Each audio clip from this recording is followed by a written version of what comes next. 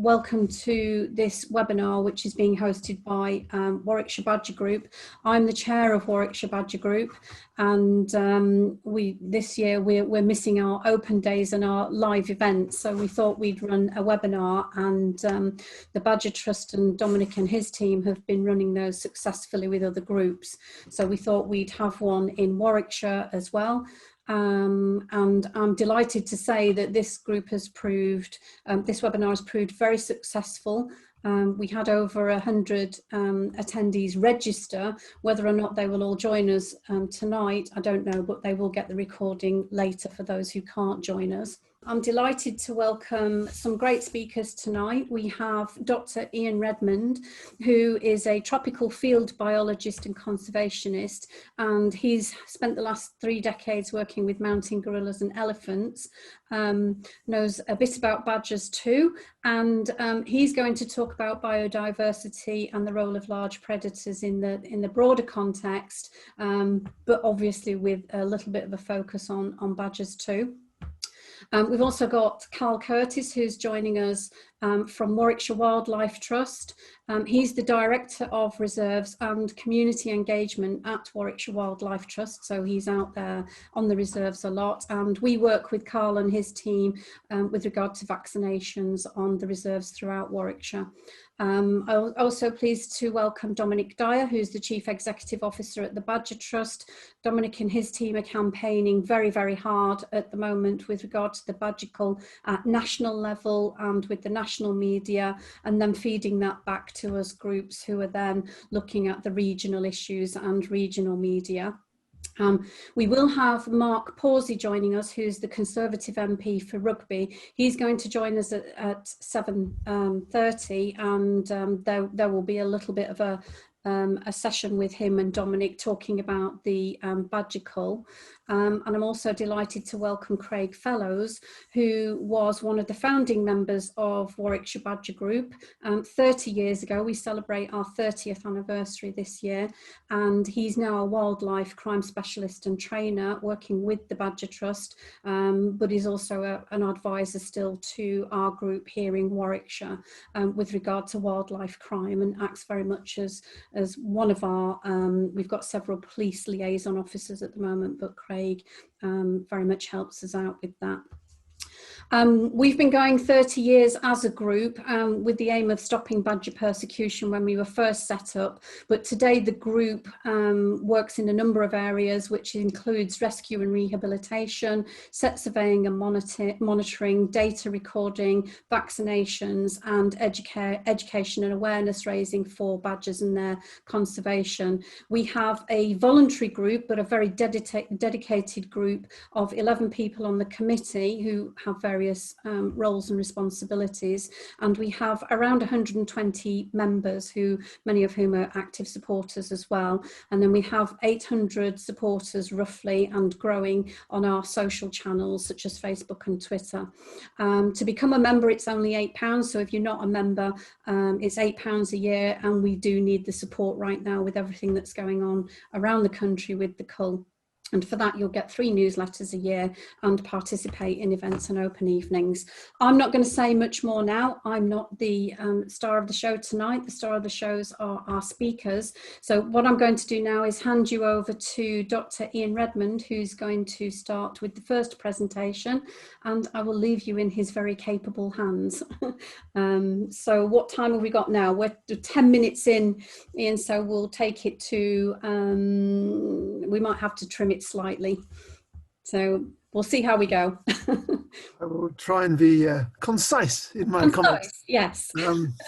Thank you for inviting me to take part in this event, and yeah, it's a shame we're not all in a room together and going for a drink afterwards, but first thing I should say is Happy World Gorilla Day. Oh, is it really today? For those of you who are not in the gorilla world, this is an international celebration of gorillas. And you might think, therefore, that it's a bit daft that I'm on a panel talking about badgers. But I would point out to you, although you introduced me as a tropical field biologist, I would probably introduce myself as a naturalist. And I grew up in East Yorkshire. And my boyhood memories of the first large-ish mammals that I saw were, of course, of badgers at Kipling Coates Nature Reserve. So I was familiar with and excited by badger watching the cubs come out and play outside a set, those are very vivid memories from my early years as a naturalist. And it wasn't until some time later that I got lucky and went to work with gorillas. So what I want to highlight is some of the similarities between badgers and gorillas. They're both big animals with some black and some white on them. Gorillas, it's the males mainly that have the silver on the back, but you get my point. They live in forests or woodlands, and they are really important to the ecology of those habitats. So I'm going to do something really dramatic now and share screen with you, just so that you get to look at some gorillas. It is, as I say, World Gorilla Day.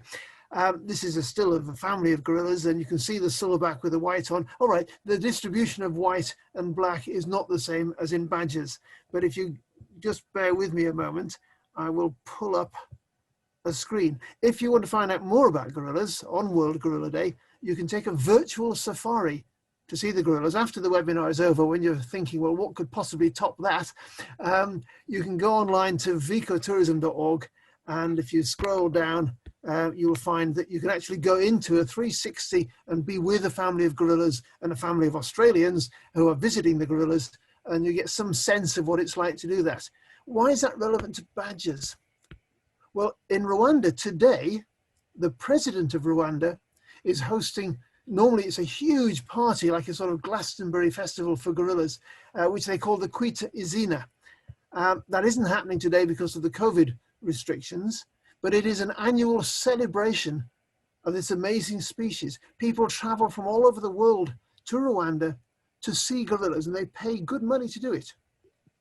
So there's a country that values and treasures its large mammals, recognizes their importance in the woodland ecology of the Virunga Mountains, and actually charges people to come and see them.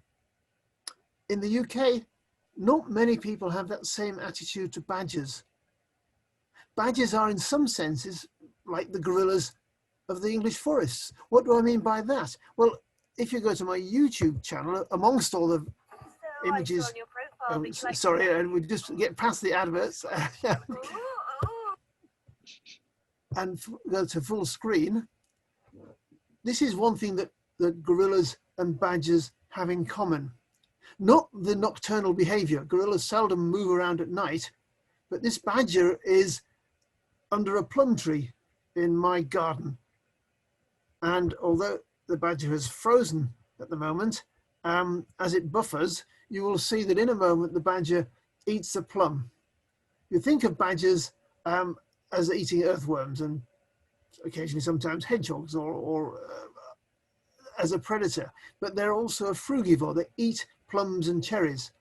And if you were to Google badger seed dispersal, you'll find that studies in Europe show them as a very important disperser of plum trees and cherry trees, wild cherries. So they're in the woodland, they affect the woodland. If you've got badgers coming into your garden, and you'll see here, a fox has a very different, more cautious approach to eating a fallen plum tree branch, eating the plums off a fallen plum tree, very nervously grabbing the plum. But foxes also act as seed dispersal agents, because the foxes and the badgers, jays also play that role, especially with acorns. But I'm not going through a whole woodland ecology course here. I'm going to stop sharing the screen. Just to point out that although we think of badgers as nice animals to watch, and indeed they have a job to do. They have a role to play in the ecology of the forest. When they're rootling around digging up worms, they're turning over the soil, much in the same way that a gardener turns over the soil before he plants. When they eat fruit and poop the seeds are wrapped in a package of fertilizer, the droppings, and are deposited a long way from the parent plant, which from an evolutionary point of view is exactly what an adult tree wants. It doesn't want its offspring growing around its roots. It wants them spread around. And for those plants that have co-evolved with frugivores by producing a nutritious package around their seeds, the fruit, they depend on animals to spread those seeds around. That's the whole deal. The animal gets the nutrition from the fruit, and in doing so disperses the seed to another part of the habitat. And that seedling will have a greater chance of germinating and surviving because it's gone through an animal. And that is an important part of forest and woodland ecology. In the UK, we tend to see animals as well, in the UK, worldwide, people, when they think about animals in a forest, they think there's a forest, and then there are some animals that go into the forest. Whereas we should be thinking of a forest as a complex dynamic ecosystem in which animals and plants and fungi and microorganisms all play a role. So badgers play a role because they turn over the soil. They play a role because they prey on certain species and perhaps control their numbers. They play a role because they eat fruit and disperse seeds. And they play a role in nutrient recycling because obviously their droppings break down and the nutrients go back into the soil for the next generation of plants, be they trees or herbaceous plants. That much is lost on those who decide that a population of badgers needs to be reduced by 60-something%. If you look at the IUCN Red List, the IUCN, International Union for the Conservation of Nature, they decide which species are vulnerable to extinction, which species are threatened with extinction, which species are endangered, and some are critically endangered. Now, if you look at a population of a species and it is declined within a certain number of years or 3 generations by 60 or 70%, it's in the endangered or critically endangered category. And what concerns me about this approach to badgers, who are perceived to play a role in the problem of TB in cattle, is that rather than reducing the contact between badgers and cattle, the government has decided to wipe out up to 60% of badgers in an area, which is creating an endangered population at the stroke of a government pen. Now, gorillas are implicated in some zoonotic diseases. You will have all heard of Ebola. Ebola has got into human populations by people butchering and eating ape meat. It could be chimpanzees, it could be gorillas. But gorillas and chimpanzees have a similarly high mortality, if not higher, to the Ebola virus, as do humans. And they're protected species. So when Ebola got into the human population, no one suggested that we should reduce the chimp or the gorilla population by 60%. No, every effort was made to reduce the likelihood of that contact. So people were encouraged, not only because it's illegal, but because it's of the public health risk, not to butcher or handle dead apes or other primates, because that provides a route of transmission. The approach, I think, to linking badgers with bovine TB is misguided, as is currently imposed by the government. And I would wish that they look to the countries where usually the UK is seen as an advisor in terms of biodiversity conservation. In the developing world, the UK offers aid money and advice on how to manage wildlife populations. And yet here we are in the UK with an equally attractive, equally interesting, and potentially, if we just got our act together, possibly even a tourist attraction. Imagine the opportunity to have safe places to watch badgers. You can charge people to come and watch them in the same way, but perhaps not at the same price as people go to see gorillas in Africa. I'm just making this contrast between a country like Rwanda, which is a developing country, which values its wildlife, and if there is a zoonotic disease problem, they work out ways to prevent transmission. Obviously, people in Rwanda don't eat gorillas, but in other countries where gorillas are eaten, that route of transmission from gorilla to human was cut, not by killing the gorillas, but by ensuring that people aren't exposed to the possible transmission routes. And it's a case of public education and changing the behavior of the humans, not reducing the population of the wildlife species that may be implicated in that zoonotic disease transmission. I think we have a lot to learn from that in the UK. And conscious of time, I'm not going to dwell upon that, but I'll be happy to discuss it in the Q&A later. Right.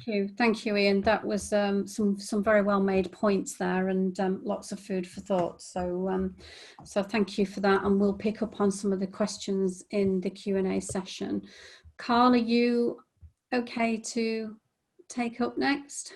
Yeah, I am. And well, welcome everybody. My name's Carl Curtis. I'm Director of Reserves and Community Engagement at Warwickshire Wildlife Trust. I'm actually going to share with you, rather than listen to me for 10 minutes in this ghoulish light, I've got a presentation, which is just a series of nice slides with some nice pictures. So, but I'm gonna talk through that. So I'm just about to share my screen with you all. Okay, so on the panel, could someone just confirm you can see my slides? Yeah. Okay, so well, I've introduced myself, and I'm going to talk a little bit about I suppose Warwickshire Wildlife Trust, I suppose our relationship with badgers and some of the work that we've done, and particularly about badgers and biodiversity. So perhaps elaborate a little bit on some of the things that Ian has talked about. But first of all, I think it's probably important to introduce the wildlife trusts and why badgers are important to us. And well, in fact, it's our logo. And if you're a member of the Wildlife Trust or know of us, then we have a logo, and that gives us. And I suppose the badger was chosen because it gives us a common identity. Because badgers are found all over the UK, everybody knows what one looks like, I hope, albeit rarely seen. But of course, like all good logos and branding, it prints in black and white. So badgers, really work. So the Wildlife Trusts, as probably a number of you know, we're about basically people being part of nature and how the natural world is valuable in its own right, and how it underpins our sort of well-being and prosperity.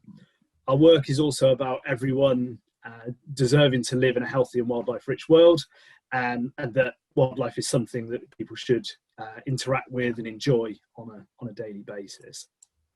And the badger can actually play a really important role in that. So where are the badgers? Well, in the context of... sorry to interrupt. Do you want to go to full screen, because we're seeing your notes and the... Oh, are you lucky devils? You're seeing my... Let me see if I can pull my notes out. I don't quite know how I thought you'd done that deliberately. Full screen. No. Everybody will be reading ahead of me. So let me see if I can work out how to do that. High presenter view. Is it gone now, or can you still see what can you see? I can just see your screen now, so your computer screen. So if you went into the slide presenter, yeah, okay.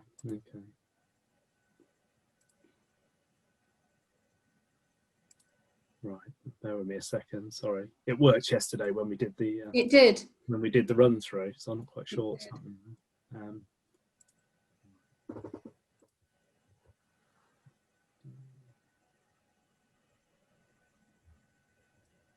I usually go to the little icon in the bottom right-hand corner, but yeah, if you go onto that one and just... Yeah.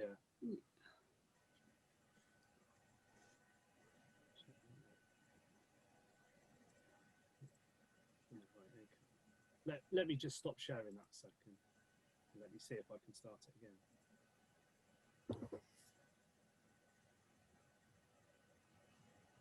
Right.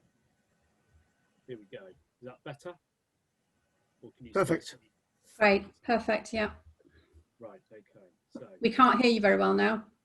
From one technical issue to another. Yes, it's been the story of my life this last 2 days. Okay. So anyway, where was I? So I was just talking about how important badgers are in terms of the trust, and what we're fundamentally about. So well, where are the badgers? And for us, it's a case of they're pretty much everywhere. We did a survey in 2013 of all of our reserves.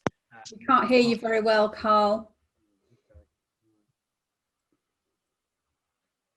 I'm not quite sure why that is.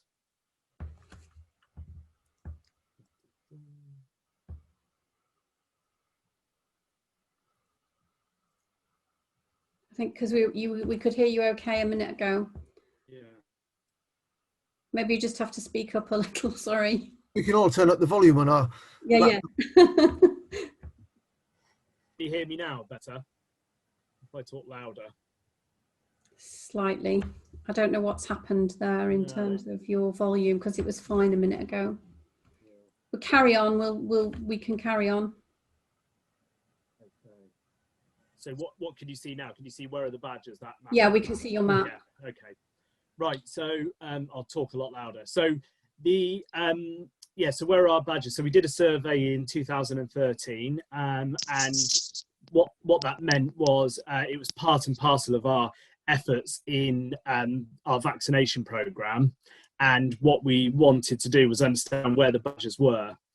We went out, and of the 54 reserves that we surveyed, we in fact found badger activity on 52. So it just demonstrates that there is a high incidence of badgers on our nature reserves, which is perhaps unsurprising. The two that we had that didn't have badgers on, one was an island in the middle of the River Avon, and the other was a wetland reserve. So it actually demonstrates really that badgers are everywhere. And on our reserves, we have lots of different habitats. So we have woodlands, we have grasslands, we have post-industrial sites that are, old quarries and railways. And it really just does sort of exemplify the fact that badgers are a really able species. What we wanted to do is our reserves, and the thing to bear in mind is that the reserves are really kind of the stepping stones to the wider countryside, and that the trust is very much all about more, bigger, better, and joined up as an approach, as a landscape scale approach to conservation, and that really benefits badgers, and badgers really do well on that way. And of course, not only that, but our current land use and our land practices, of course, bode well for badgers in terms of hedgerows and connectivity and all of those kinds of things. Okay, so I'm going to now try and flick through the next slide if I can. In fact, what I might do.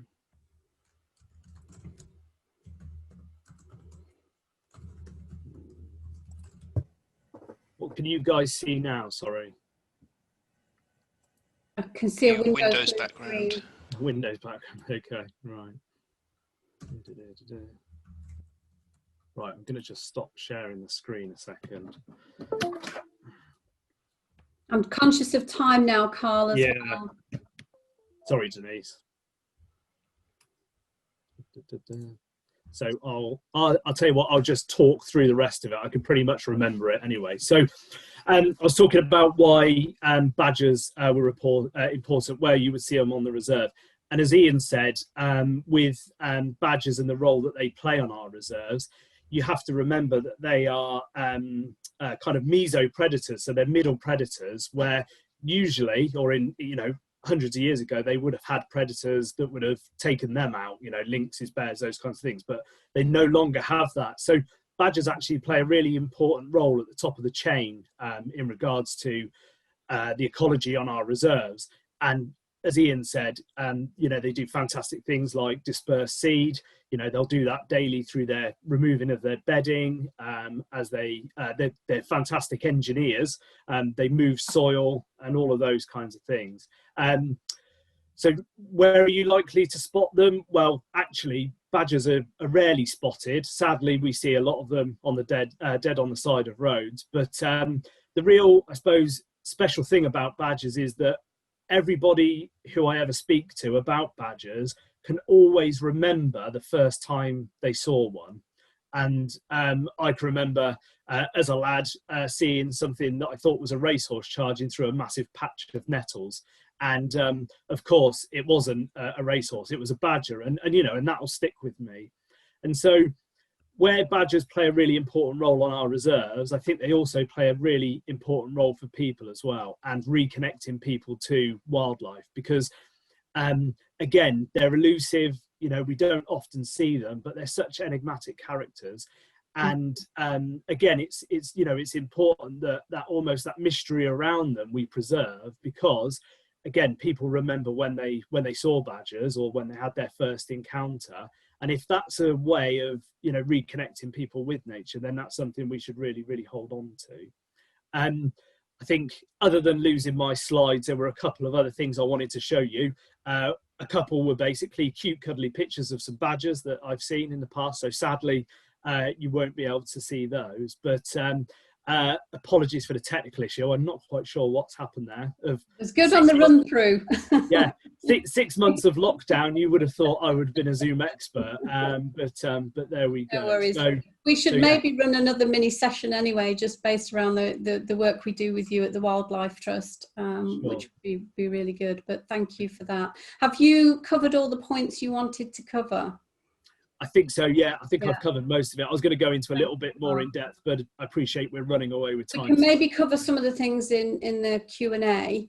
And if people wanted to hang around a little bit longer, then we could maybe have a little bit of a longer discussion. And we did use one of the photographs for the flyer for this webinar was from that day when the badger cubs were out in the heat. So very nice to see them on the reserves. But thank you for that, Carl. That was a really nice overview of what goes on at the Wildlife Trust.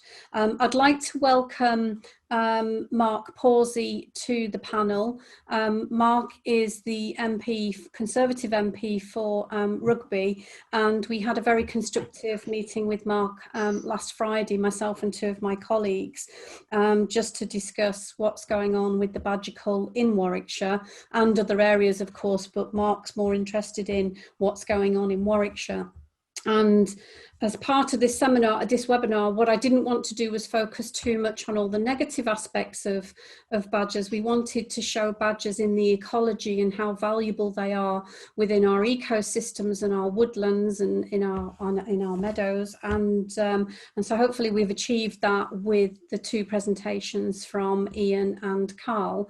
But we can't have a webinar in Warwickshire when we've just had the cull coming to Warwickshire without at least addressing that and looking at some of the issues. So for this next section, for about 15 or 20 minutes, what I'd like to do is invite Dominic and Mark to have a little bit of a panel discussion. And I think the way that we will organise this is if Dominic says a few words about what's happening in the cull from the Badger Trust point of view, and then we'll just open the floor up to Mark for a few minutes, and then if we've got any questions, can you please put those in the Q&A box and we can put those through to Dominic and Mark. It's a very contentious issue, obviously, and obviously what Warwickshire Badger Group is all about, the conservation of badgers. That is our remit. That's what we've been doing for the last 30 years, so it's very important to us that badgers are protected. So I'll hand over to you, Dominic, first of all, and then if you just spend a few minutes just updating us on what's happening nationally as well, and then Mark can report back to us on what's happening from government circles. Thank you. Oh, well, thank you, Denise. Yes, it's not a good time for badgers. I've been involved in the anti-badger cull campaign since this policy started, when the Conservative government initiated the first pilot culls in 2013. And 7 years on, over 103,000 badgers have been killed to date. We estimate £60 million of taxpayers' money has been spent on killing those badgers.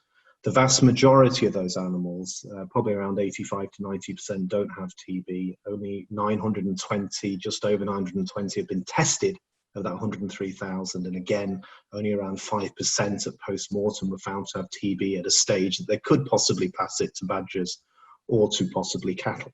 The other issue, of course, is the cruelty involved in the policy. The policy was initiated with what was called a controlled shooting policy element, which was really to allow cull contractors paid by the National Farmers Union to kill badgers on the cheap rather than to use civil servants that have been used in previous government trials to kill badgers. The problem with controlled shooting is that it was proved in the first year when an independent panel was put in place to assess it to be both cruel and ineffective, to the degree that many of the badgers shot could take up to 5 minutes to die of multiple bullet wounds, organ failure and blood loss. Also, key concern that this type of killing, which has never really been tried before on wildlife, never mind a nocturnal muscular squat animal like the badger, would leave many animals wounded, disappeared, never to be traced. So there's concern that actually that 103,000 badgers might be underestimating quite significantly the numbers of badgers that have wandered off and died and never been recorded. So it's a very, very cruel policy. It's a very costly policy. But the other issue that we're concerned about is the science. There's little in the way of science to prove that badger culling is working. We know that cattle spread TB to cows. 95%, based upon DEFRA data of transmission, is cow to cow. In industrial farming systems where we see large numbers of cows kept inside for over 6 months a year in damp conditions, or moved around cattle markets and traded in large numbers with poor biosecurity and poor movement controls. There's evidence, mountains of peer-reviewed evidence to show that is the major problem with bovine TB. And if we went backwards before the government decided to initiate this cull in 2013, the last Labour government had a randomised badger culling trial that took over 8 years, that cost £15 million of taxpayers' money and killed 11,000 badgers to prove that badger culling makes no meaningful contribution to lowering bovine TB. And that's not me saying that, that's the scientific group that was set up to assess all of that peer-reviewed data. And that report was delivered to the Environment Secretary at the time, David Miliband, on the recommendation that badger culling should cease. I'm afraid it was a political decision by the Cameron-led coalition with the Liberal Democrats to bring culling back into play, but we've not seen any good science peer-reviewed evidence that would indicate that badger culling is making any difference. The government will continue to quote studies, the Brunton study, the Downs study, two pieces of research. It's only the Downs study, actually, of 2017-18 that is peer-reviewed. But it has more holes than a Swiss cheese because, you were looking at culling in Gloucestershire, Somerset and Dorset. The Downs study makes claims that the culling of badgers in Gloucestershire and Somerset had brought about significant reductions in bovine TB in cattle. But what they were not able to do was to take out the cattle-based measures that have been going on in that area, the improved TB testing that we've been calling for, improved biosecurity and movement controls. Also, what we found in Dorset, the other study area, is actually badger culling did not deliver a reduction. In fact, we've had a small increase in TB in that area despite significant levels of badgers being killed. And when we came off this study data the following year, 2018, we saw a 130% increase in Gloucestershire cull zone through increase in TB incidence in cattle. So, this basically tells us that this is a study that you cannot rely upon to justify culling. And actually the peer-reviewed scientists involved in this, who did the peer-reviewed study, did make that very clear. They said there was a clear caveat in its use. You cannot take the data from this study and use it to say that badger culling is working. But I'm afraid that's exactly what ministers have done in the House of Commons. That's exactly what the National Farmers Union have done. And that's exactly what most MPs are doing if they're supporting the cull policy, because they're being briefed by the government and they keep quoting that data. So where are we now? Well, we had a study undertaken by Sir Charles Godfrey, an academic, to review the TB strategy of the government. Cost £500,000 to undertake that study. Groups like the Wildlife Trust and Badger Trust and National Farmers Union and British Veterinary Association were all involved in giving evidence to that process. The government took 1.5 years to actually finally respond to that study. They put it out in March and they briefed the media to say that they were bringing an end to culling, that they were finally deciding that they were going to find an exit strategy based on badger vaccination and cattle vaccination, a sea change in the policy, an end to this indiscriminate killing of these animals on a large-scale basis, which at the time we welcomed. But then we've found over the last few months that they have done a significant U-turn under pressure from the wildlife, probably from the veterinary industry and from the NFU and the intensive livestock industrial farming lobby, to the degree that we've issued 7 new supplementary cull licenses, all of which are allowed expanded culling. And then in the last few weeks, we've had 11 new cull licenses issued. which is going to significantly increase the number of badgers to be killed. So we expect probably 65 to 70,000 more badgers to be killed in 2020, the largest number since the policy started. We expect the cost of this will be over £70 million. We raised concerns with ministers at the beginning of the year that this was not a good thing to do during a pandemic, because it would mean significant police resources being used, significant risk of coal contractors wandering around the countryside spreading COVID-19 into rural areas, which no one wanted. And because of the lockdown, we'd get no monitoring. And no monitoring means no one could be checking safety or the humaneness of culling these animals. And actually, now that we're in a second wave of this pandemic, everything we said at the time to ministers has come true, yet the policy continues. So I think this is a policy that is ill-conceived. It's a policy that is hugely costly. It's a policy that is cruel and ineffective. At the heart of it lies a process of incompetence, negligence and deceit within the whole of the farming, veterinary industry and government that goes back, not just for this government, goes back many decades before with previous governments. But ultimately what we are doing is pushing badgers to the verge of local extinction in parts of the country where they've lived from the Ice Age. And I do not think that in any way is justifiable. We have a better way of resolving it. The Godfrey Review laid out that process, and that was to vaccinate cattle. The government finally pushing forward with the trial, but they've got to move on with that. Vaccinating badgers, which is more cost-effective and humane, can prove to be beneficial scientifically, and getting on top of that TB testing, that movement control and biosecurity areas. But there's slow progress is being made, but so much more work is needed, and that's what we're asking government to do. Thank you, Dominic. So some of those points we actually discussed with Mark last week. So and as we know, everything continues. Mark, what you missed was earlier on. I don't know whether you joined us as a guest earlier, but Dr. Redmond was talking about if we take a population to 60-70% extirpating it. Then that could end up with it on the critical endangered list under the IUCN categories and regulations. So we are very, very concerned about the numbers that are being culled currently. But I will give over the floor to you now, so you can give us an update from our meeting and what you would like to say with regard to government policy currently, and also about what's happening in Warwickshire. Okay, thank you, Denise, and very pleased to be with you this evening. I've had a good briefing on the badger issue. We met last week, and I was interested to hear what you, Steve, and Mike told me then. And I've gone away and done a little bit of homework, actually. And one of the first things I did was look at what's been the issues that the badger cull has dealt with in Parliament.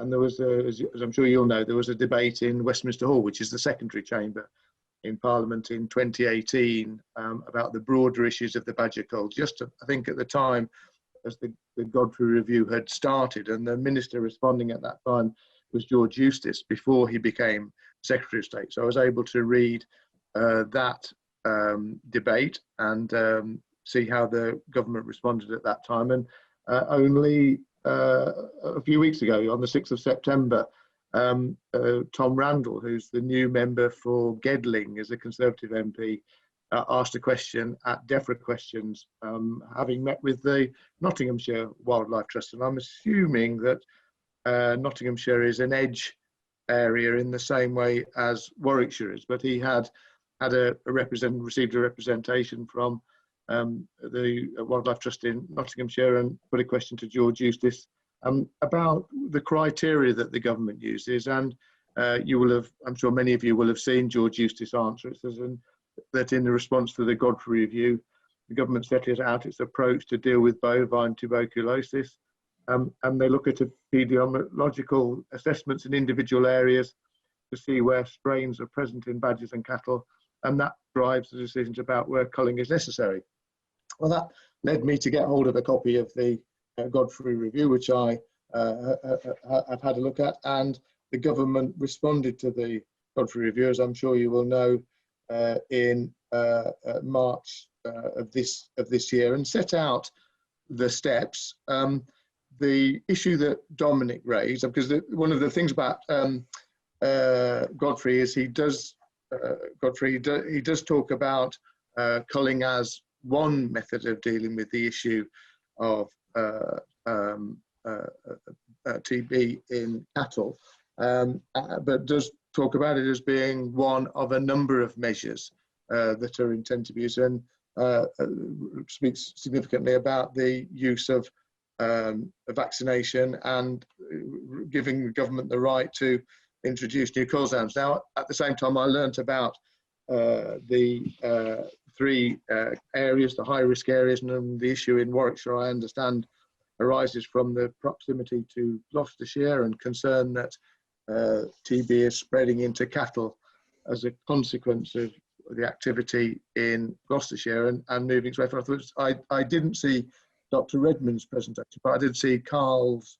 presentation. I'm particularly interested in the map at where the badger populations are in Warwickshire, and interested to see the extent of the population in my own constituency here in Rugby. But I do understand that, you know, bovine TB is a threat to the beef and dairy industry. I don't know whether you accept the figures that I understand that around 30,000 cattle were slaughtered in England in 2019 as a consequence of bovine TB. Now, at our meeting last week, you made it clear to me that you very much believe that the badger's being made a scapegoat. I think that I wrote that down. That, you know, is being picked on, really, and that your feelings were that much more of the spread within cattle arises from cattle movements and perhaps farmers being insufficiently thorough and careful when they move cattle from one area to another. And I understand and I hear that. I'm a Conservative MP, so I am broadly supportive of the actions my government takes, but I'm not slavishly attached to what they're doing, and I am listening very carefully to what you're saying, to the letters and emails that I'm getting from residents in Rugby, and you know, part of my role as a constituency MP is to try and understand the 2 sides to a case, which are you're being very effective in your representations and very measured in what you've been saying to me, and then pass on those representations to ministers. My impression is that government is looking at this as a 5-year programme, and I'm not aware from looking at the Godfrey review whether or not there's a review. I'm sure you would like a very urgent review of what's happening, and particularly what's happening in the edge areas. But you know, I'm very alert to your concerns, to the concerns of many people, and as I say, we'll be passing those representations on to the Secretary of State. Thank you. Thank you. Dominic, would you like to respond to any of those points? Yeah, I think it's fair to say that most MPs, and thank you so much for coming on this evening, I think are beginning to look at this more broadly. I think there are 2 factors for that. I think there are a number of new intake MPs, so this is a relatively new issue to them and they need to look at it again. We've been doing this for so long, there's 7 years now that we've been culling badgers. And as I said, there isn't a great deal of scientific evidence to prove that it's actually delivering these benefits to farmers, to taxpayers, and obviously it's having a huge impact on badger populations as well. So I think it's a time for MPs to reconsider this policy.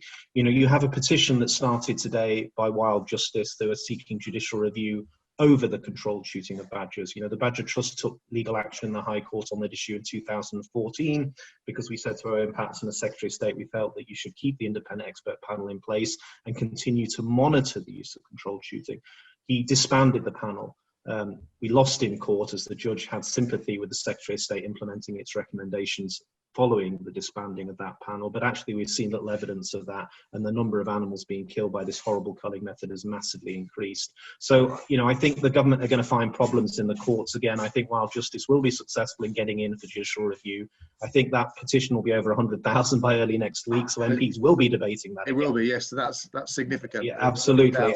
And I think it is a time to look at it because, you know, I had a debate for an hour and a half, which will be broadcast next week when it's finished, a podcast debate with James Russell, the new British Veterinary Association president.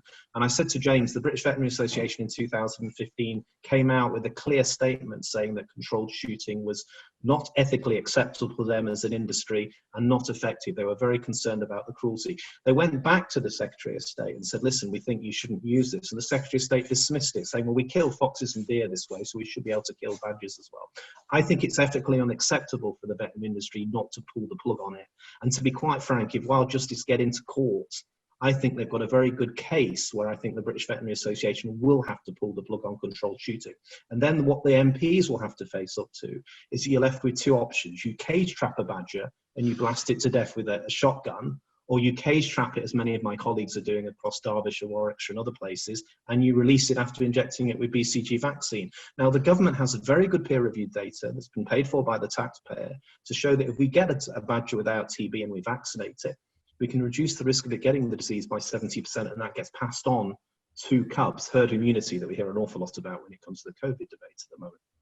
So it's more humane, it's scientifically effective, it's far cheaper because you're not having to spend tens of millions of pounds on policing. And let me just quickly reflect. We wrote to the Secretary of State and we said, and Boris Johnson knows my views on this as well, that it is ridiculous that hundreds of police officers across this country are standing over badger cages to stop people trying to stop badgers being killed. When we are in a national emergency, our police force is at the bare minimum of what it can do now, bearing in mind all the various laws governments are putting in this rising pandemic. We're talking about bringing in the army to supplement the police. This is an issue that needs to be looked at by MPs. It's the ridiculous use of police resources. And also what we need to be looking at is the overall cost. We know the National Audit Office are now looking at this, thankfully. So this will come back to the Finance Select Committee, I think, in the House of Commons relatively quickly. But to spend £70 million in this way, if you'd have spent a fraction of that money on badger vaccination projects, you would have made much more progress. And just finish one other point. We have mass unemployment of young people in this country, and I would like to see them getting involved in badger vaccination projects. And I'm sure MPs and constituencies like yours would like to see young people working with farmers, landowners and wildlife trusts vaccinating these animals. It's so much better than killing them. But the case is that the badgers that already carry TB, vaccination is too late. And it is. You can't. You're absolutely right. Only deal with part of the issue. You can, but remember the badgers have a very short lifetime. We leave probably 50,000 dead on the road every year. So the average badger will be lucky to live 2 or 3 years. If you get to a badger community and you start vaccinating it, you will soon build up that resilience in a wild animal population that doesn't live particularly long lives. It's very difficult being a badger out there. So this argument that, you know, you can't get every badger because some of them will have disease. Remember also, as I said earlier on, you've tested none of the badgers for disease. You've only tested 920 of the 103,000. That's the scandal as well. You should have tested every one of them. Because if you're going to justify spending that amount of taxpayers' money, you'll be certain you're killing badgers with the disease. The argument we always made is you could remove every badger in England, but you'll still have TB in the herd because it's primarily a cattle-to-cattle disease. So you're killing mostly healthy animals. And I think that's another issue that we have to get to grips with as well. The case has been made to me that there's been a significant reduction in bovine TB in Gloucestershire and Somerset since the cull started. Now, the number I've got here is a 66% reduction in new TB breakdowns in cattle in Gloucestershire and a 37% reduction in Somerset. Do you challenge that, or is your assertion that the other measures, well, careful movement, vaccination of cattle itself, have led to that reduction rather than the cull of badgers? Well, you've not been vaccinating cattle at the moment. That's a trial, so you have to take that out of the equation. But remember when you did the randomised badger culling trial, it was a trial that was isolated away from cattle measures. So you could actually, the whole idea was that you would kill the badgers, but you would take away in other measures so you could really begin to understand if it was having an impact. And after you kill the 11,000 badgers, the view of the scientists concerned, it was not having a significant impact, not enough to justify killing that number of animals. I think the problem that we have is that the Downs study data didn't take into account the cattle-based measures, and they have been significantly improved. You know, you have a skin test that leaves, on average, maybe 40–50% of animals in the herd that still have the disease. So if the farmer thinks he's clear, there are still TB reactors in there. The way to close that down is to bring in gamma interferon blood testing, which is a bit more expensive and complex, but it's being more widely given out to farmers now. And then you have phage PCR and other tests that improve it. So you basically bring that margin of error down to a degree where you can really find those TB reactors and root them out. So that's beginning to happen. Also, you're having more control on the movements of cattle, risk-based trading, so that farmers don't just move animals unnecessarily to trade and sell them without checking that there's not a danger in terms of spreading the disease. We had outbreaks on the Isle of Skye in Cumbria 2 years ago. They weren't down to badgers, they were down to, as DEFRA has admitted, movement of cattle out of Northern Ireland. So, these are problems that we have to address. And to be fair to the Downs study and all the other scientists, they did point that out. They said, listen, we've done our best with the study data. We've come up with these margins where we think there's been some improvement, but you can't say this alone is down to badgers. You've got to be very careful. And the other thing is that when we came off that study data the year afterwards, in Gloucestershire, we saw a 130% spike in TB incidence in cattle, yet the culling was going on. So it shows this huge variance. And in Dorset, in that study, they found a slight increase. So the badgers were being culled, but there wasn't the decrease they found in the other two counties. So, that study has to be carefully assessed. And this is a rapidly moving and difficult, complex disease. So you can't just read into that 3-year study data, take those top percentage figures, and then keep throwing them out there. I'm afraid politics, you're a politician. A minister wants a statistic. Give me the statistic, I'll go to the House of Commons and I'll use it, and then the NFU will use it. And then, to be fair, people like you as MPs, when you ask DEFRA for a position, I've got to respond to this constituent, they'll give you the statistic and you'll send that back out to your constituent. So it goes round in a big circle. What I'm trying to explain is that you have to look at that study data much more carefully, and you can't assess everything on those figures. I think we also have to look at the broader issues in terms of the badger in ecology as well, because we don't know, we don't know definitively what the population is in Warwickshire or indeed anywhere else. And so when you're looking at taking out 60 or 70% of that population, in Warwickshire, we're looking at you killing 2,223 badgers. Yes, you gave me that number. Yeah, on a population, we don't know whether that can sustain that. And that's the broader context. So, it's an important point Denise has made, and Natural England has not got good study data on badger population figures. It's done some assessments. To be quite frankly, it's really counting holes in the ground. How many badger sets do we have? How many badgers do we think are down those holes? And again, we chatted about that on New model. But the figure is very broad. We've got a figure from 380,000 as a load base margin, possibly to 550. So it could be anywhere in between. As I said to you, 50,000 badgers probably die on the road every year because they are the most common wild animal killed on the roads. We have badger persecution, still a significant problem. We have a lot of planning and development that leads to badger deaths and all these other things. So this animal's getting it from a lot of sides. And also droughts as well. The droughts last year and the year before, that long spells of hot weather, badgers were dying in quite significant numbers. And Carl will confirm this in terms of on the reserves. Badger populations were very severely stressed because of... And we have laid this out in the complaint to the Berne Convention. So the British government for the last 6 months has sat on a complaint made to the Berne Convention, which is the European Treaty for Protection of Species and Habitats, of which the badger is listed. We have the biggest badger population in Northern Europe, over 25% in England. That's just in England. So, we have a significant responsibility for protection of that species, not just for this country, but for the whole of the European continent. And we think the British government have not been doing what they should do under that treaty. They've not been reporting back on the impact of badger killing since 2013. They've not been understanding what impact it's having on other non-target species. So if you kill badgers, for example, stoats, weasels, and foxes can move in to replace them as predators. If you've got a nature reserve with ground resting birds, protected nature, which you do in many of the cull areas, that means actually the predation on those ground nesting birds' eggs can actually increase. So you're playing around with the whole structure of nature here by what you're doing. And we are worried. We've got good anecdotal evidence to prove that badger numbers are declining rapidly in areas of the southwest, Devon, Dorset, Gloucestershire, Somerset, where culling has now been going on intensively for over 7 years. And remember, the government, when it came off 4-year cull licenses, it brought in so-called supplementary licenses that would give farmers, landowners, local control orders with no monitoring effectively to kill badgers, to keep the number down, not just by 70%, almost to 90% of the populations that were originally there. So we're really worried that the animal is getting to a tipping point where it's not going to be able to come back in parts of the country where it's lived from the Ice Age. So when we talk about local extinction, we really mean it.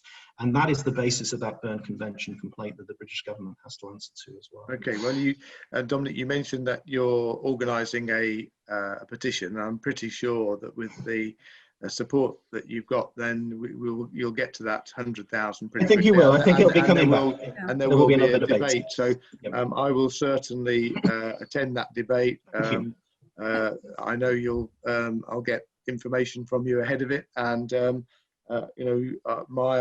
certainly my meeting last week and in the discussions here and the general research that I've done to prepare myself for this evening, I've learned a tremendous amount on this issue, which I wouldn't have been aware of before, largely because it was less of a Warwickshire issue. It's now an issue on our doorstep. It will affect my constituents. It'll affect my constituents who are farmers. It'll affect my constituents who've got interests and concerns about wildlife protection. So I do expect to continue to get briefing notes, and I will certainly attend that debate and pay a lot of attention to the case that's being made. And it'd be very interested to see the response from the minister. Of course, every debate is responded to by a minister. It'll be interesting to see whether the minister's response is the same as it was in 2018, and whether it remains consistent with the government response to the Godfrey review. So, thank you. Thank you, Mark. Thank you, Mark. Yes, thank you, Mark. You didn't catch my my comments at the beginning, but Forgive me. the point I just wanted to add into this is that badgers are not the only species of wild animal to have been found with bovine TB. And so if we do reduce the population of badgers and other species occupy some aspects of that ecological niche, they too are likely to pick up bovine TB from the soil. So we have to focus on killing the bacteria, not the badgers. Okay. Ideally, because many of my friends are farmers. I live right next door to a beef farm that grazes cattle on grass where badgers come every night. So I'm very aware of the problems and the anxiety that creates. But the fact that the majority of badgers that have been tested, even in TB areas, don't have the bacteria, means that most of the badgers that have been killed are healthy animals. And I understand that case. Have an impact on TB in cattle, but it might cause perturbation in the badger population, which could potentially bring the minority of infected animals into the area where they weren't before. So it's a very risky strategy, and that seems to have been lost on the decision makers. So thank you for your open mind. I appreciate it. Okay. And Right. thank you, Mark. Okay, my pleasure. I appreciate you joining us tonight, because you're coming into a very contentious issue, and I know some of the letters you've had, so I do appreciate you joining us this evening. Very much so. Okay. Thank you so much for your time. Nice to Much join you. appreciated. Thank Have a you. nice evening. Bye-bye. Oh, thank you. Bye-bye. Bye.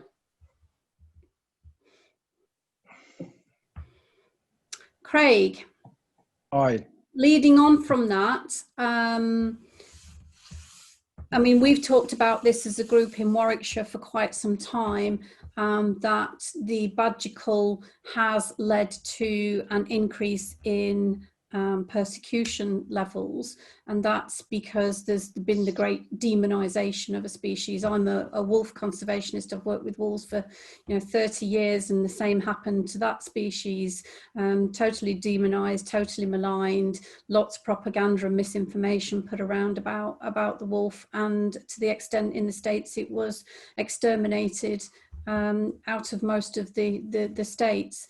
And what I fear is that's going to happen here in England as well. I'd hate to see badgers disappear from Warwickshire, but because of that demonisation, we are seeing a rising persecution and illegal killing, as well as the legal killing going on. So invited Craig along tonight to talk about how we can spot wildlife crime and how we can report that, and that includes what's going on in the cull areas at the moment. So over to you, Craig. Okay, good evening to everybody. Thank you for inviting me. My role with the Badger Trust is to advise on the crime side. So following on from the cull itself, the legal side of it and the issues around it are not a criminal matter, but of course there are associations potentially with it. And one of the regular things that we get asked at the moment is, during lockdown and during the cull periods, are the badgers more targeted? Are the crime, does it go up? Whilst there's no hard evidence to support that, statistical evidence, there is a lot of anecdotal reports.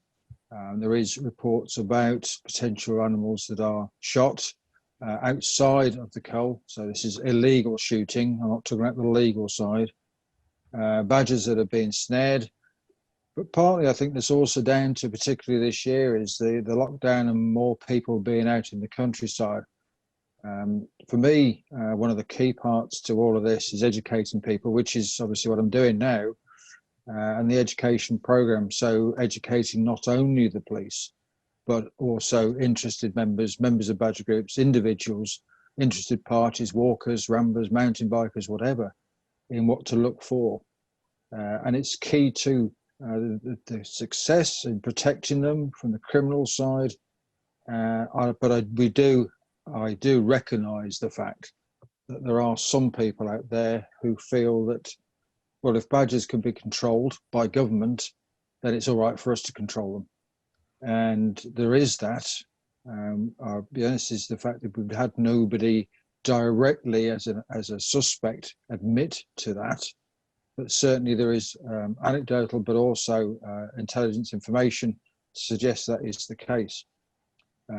Certainly the reports for this sort of summer period of badger crime to the Badger Trust, and you can do that through the Badger Trust reporting online, has gone up. But I think that's partly also because, one, there are more people out there, and also the fact is that we are educating people. So just simply from tonight, by making people more aware, the encouragement would be that actually more people are going to report it, so naturally the figures would go up.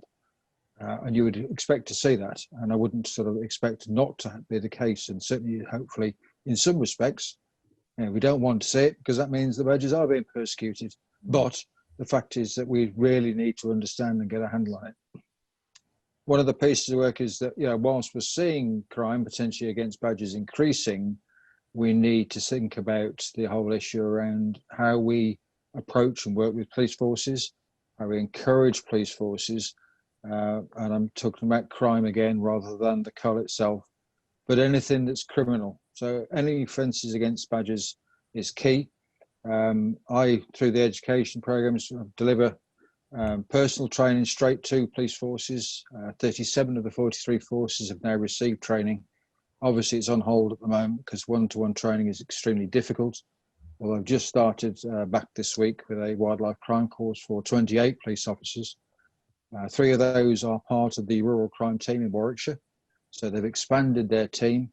I know it's called a rural crime team because that's where the volume is, but they are being trained and supported in dealing with wildlife crime. So dealing with badger crime is key, and we expect more interest from the police, and that's what we hope is across the country.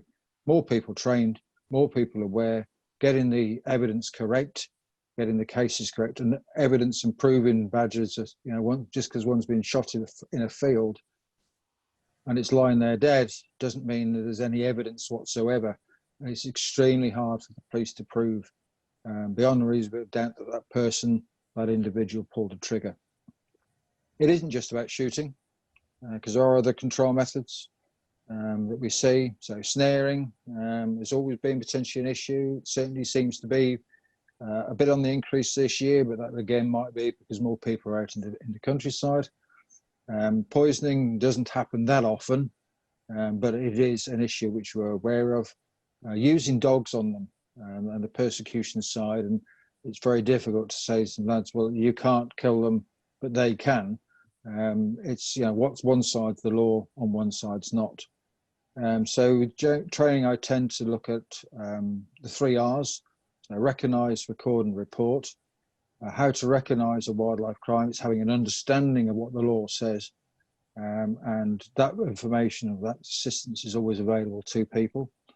I'm able to obviously advise people, although I only work part-time with the Badger Trust, I always try and make myself available to answer questions, convince people that they are looking at a criminal offence, and then looking at how they can record it. If they've obviously not already, can you go out and get some photographs? Have you taken any photographs? What have you done? Where's the evidence? And then ultimately reporting it. And I would always say to people that if you suspect that a crime is taking place against badgers, and it is taking place now, then you should ring 999. If you find a potential crime or crime scene in relation to badgers, then you should use 101, or please do use the online reporting system that is available. It's easy to fill, and some people don't because they see the word crime report. They are reporting a crime or suspected crime. A crime report isn't just for somebody that's had their car broken into. it is also for badger persecution. If people feel a little bit wary about reporting it because they possibly know the suspects involved, there's Crime Stoppers. And I can assure everybody that it is treated, and the details of the person making that call, making that report, do not get passed to the Badger Trust, they don't even get passed to the police. And I can guarantee that doesn't happen. Crime Stoppers do not pass on the information. If somebody wishes to pass on some information about somebody who's persecuting badgers that they consider is obviously an illegal method, then they should report it, and the police are the first port of call. But also ask, and I'm not going to go into the difficulties with it, is that they also, if they can, is fill out the Badger Trust reporting line, so the crime line on the Badger Trust website, because it's important for us to understand and me to understand. Police forces don't tell me when they're getting reports about badger crime. So we have to rely on that dual reporting system. Unfortunately, that's the way with data protection that we have to put up with. So, yeah, education works, but we've got to rely on the police. We've got to rely on the groups, individuals, dog walkers, whoever they are, in reporting it. And it's, well, the police aren't interested. How do you know unless you report it to the police? And if you have problems with reporting it to the police and are not happy with the service, come to me. I'll speak to them. I know enough in Warwickshire. I'll speak to them and try and understand or persuade or whatever is needed. And hopefully that make a difference. Great. Thank you, Craig. As always, your sessions are really good, and I'm glad when we can get back to doing our live sessions and taking people out to badger sets and having a look, you know, what to look for on the ground. And we did that last year at Warwickshire Wildlife Trust in our seminar last year, and that was a really successful event. So I'm looking forward to when we can get back to running the live events, but thank you for that. We'll go into a question and answer session for around about 10 minutes, and then I will wrap up for the last few minutes with some contact details. We've got some questions in the Q&A box. This is quite a broad one from Gary Simpson, who says, do you consider yourself that the British public and government are more interested in supporting wildlife abroad and tend to forget that we have indigenous wildlife?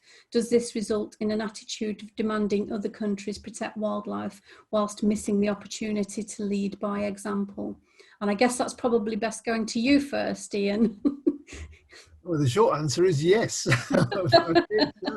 But having said that, as an occasional writer for BBC Wildlife magazine, I know that the readers of BBC Wildlife want more about British wildlife. Yes, yeah. And very often that's a picture of a badger on the cover. I say very often, occasionally, that's a picture of a badger on the cover, because that is, for many people, a symbol of British wildlife. So I fear that you're right, but we, the British people, can do something about that. And how nice that your MP came on to hear this point of view. Yes, it's a pity he couldn't stay around to be part of this, but I will follow up with Mark. And the fact that he came on tonight and met with us as well was very good. So I'm glad that was a constructive discussion. There's a question from Caroline which is similar. Wildlife issues abroad, such as elephant rhino poaching, the hunting of whales, attract a lot of attention and are roundly condemned. Why do you believe it is that the badger cull doesn't attract more UK media attention and widespread criticism? And I guess that's one for you, Dominic. I'd actually probably differ with that. I think if you look at the amount of coverage badgers gets, it gets more coverage than any other wild animal in Britain. And to be fair, there are other animals in a more precarious position. We're one of the most nature depleted countries in the world. Not that we shouldn't be fighting for every badger we can protect. Of course we should. So I don't think it's a problem about media coverage. You know, this issue has gone up and down. Prime ministers have been involved, celebrities have been involved, you know, you name it, the badger has turned up absolutely everywhere. I think it's more to do with the influence of industrial lobby groups on environment policy, particularly in relation to farming and agriculture, that goes back over decades. And I think that's something we have to deal with, about the changing face of farming. One of the most interesting discussions I had about badger culling this year was one of the bird fair panel I chaired, when we had Jane Goodall and Chris Packham, but also Ian Boyd, for example, on there, the former DEFRA chief scientist, who's very much an architect of this policy, only stood down as chief scientist at DEFRA last year. And I asked him, would you continue to support the expansion of culling? And he said that he would still, justify the science behind the need to remove badgers. But he said the problem really relates to the size of the cattle industry. We have too many cows, too intensive livestock industry, and what is a sector that has to fundamentally change for 3 reasons. Firstly, it can't sustain enough farmers to make a decent income. Secondly, we have a significant problem about climate change, where we've got to reduce carbon emissions and methane emissions, and that means we have to reduce the number of cows on our farmland. Thirdly, we have to move towards a plant-based food economy to deal with that problem. That means we've all got to change the way we eat for the future. We can't just keep consuming dairy and meat on the scale we are in this country and around the world. And fourthly, if you reduce cattle numbers, you reduce disease spread. And you reduce disease spread, you reduce the need to kill wildlife like badgers. So I think there's a whole chain of change that needs to come to our farming industry. And I think that's the real challenge. And that's the sort of discussion actually we do need to see more in the media. It is starting, but we've got to get far more of it as well. Yeah, sure. There's a question from an anonymous attendee that says, how do panelists think that the conflicts between wildlife and farming can be resolved, given the ever-growing intensive farming systems and the large lobby groups with easy access to government ears? And I guess part of tonight is trying to kind of fight back with that. And I know you, Dominic, you're at government level, working tirelessly, talking to MPs at the highest level, and in our small way, in this last few weeks, we've been trying to have that same level of debate with our own MPs here. And our, from Mark's comments tonight, although he's still, going to support government Conservative policy, he is listening and he's taking the issues on board. So, if we can have those sorts of discussions with more MPs throughout the regions, I think we might start to get somewhere. But do you want to kind of... Yeah, I think that engagement is crucial. It's not just at a national level, it's just as important, if not more important, at a regional level. And also the Wildlife Trust, and fair dues to the Wildlife Trust. To be fair, they've been late coming to the game at the level I would like to see them at. But there's now a recognition in the Wildlife Trust movement that this is make or break for badgers and they need to stand up. And that's why the 1st of October event the Wildlife Trust are hosting with myself, Rosie Woodruff, Chris Packham and others, I think is a very important step in having a public debate. The statements have been getting more robust. That yes, they have it on their emblem, as we've heard tonight. They need to stand up for the animal nationally. And remember, the Wildlife Trust have such significant reach, membership, but also influence in politics, because the constituents MPs are often individual members of the Wildlife Trust and will support lots of their actions. So I do think we need to bring broader partners into this debate. It can't just be the Badger Trust and Badger Trust groups. We need the wider environment sector there. And the other thing I think is continue to reach out to farmers and landowners. The good thing about badger vaccination is it brings them together in a spirit of mutual respect and confidence that has been lost because of the poisonous nature of the coal debate that has divided people rather than bringing them together. Yeah. And there's a new generation of farmers coming into this industry at a very difficult time with COVID and Brexit and all the things that are going on. And they're looking to how they can survive and generate, profitable businesses. And many of them might say, I don't want to be in livestock. I'd rather go into plant-based foods, for example. Why not? It's cleaner, probably more cost-effective, and you can make more money. So, we need to be harnessing that type of innovative approach to farming that will change the way we do things as well. Yeah. And also to be supporting farmers as well, because as we said to Mark in our meeting on Friday, we're not anti-farming. This isn't a crusade against farmers. This is the protection of the badger, and the farmers are being done just as much disservice by the NFU propaganda and the lobbying as much as the badgers, and it's just so wrong. So there's a question for you, Craig, from Nick P. What is the track record on intervention prosecution for cull shooters that do not adhere to the statutory cull guidance? What is the scope to develop this, given the obvious difficulty in cull monitoring at night? I don't think we've got any data on that, have we? No, there isn't any data available. It's kept within police forces. It's not something that they would share with a non-government organisation. Certainly there have been a couple of reports, and somebody asked a question earlier on online, which I answered. Yeah. And that was in relation to a concern about the process with regards to the cull in Gloucestershire, and I've directed them to the police because that's the place they need to do it. There have been As far as I know, no prosecutions in relation to coal, organised licensed coal people, because of the fact of the lack of evidence. Although saying that, I am aware of 2 cases in Devon and Cornwall which are under investigation. I'm not going to say any more than that, but they are in relation to potentially coal operators and some of the tactics or methods that have been used as appropriate. Whilst it's very difficult, obviously those issues are also for Natural England, because obviously Natural England are the licensing body, and ultimately potentially breaches of conditions are a matter that could consider ultimately in a licence being revoked. Possibly unlikely, but obviously it is a matter. The conditions, they issue it, they enforce it. However, if there's potential criminality, then the police force should look at it. There's a question here from a lady called Dawn. I thought that in the UK, grassland, including for grazing, is one, if not the most important carbon sink we have.